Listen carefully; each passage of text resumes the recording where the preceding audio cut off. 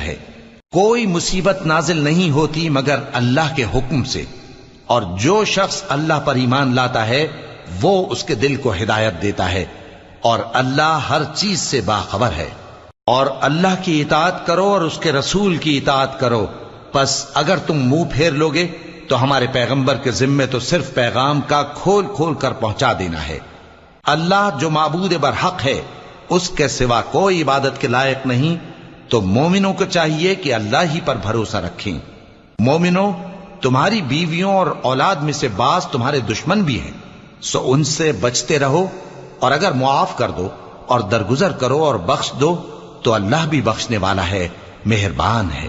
تمہارا مال اور تمہاری اولاد تو آزمائش ہے، اور اللہ کے ہاں بڑا اجر ہے، سو جہاں تک ہو سکے اللہ سے ڈرو اور اس کے احکام کو سنو اور اس کے فرمانبردار رہو، اور اس کی راہ میں خرچ کرو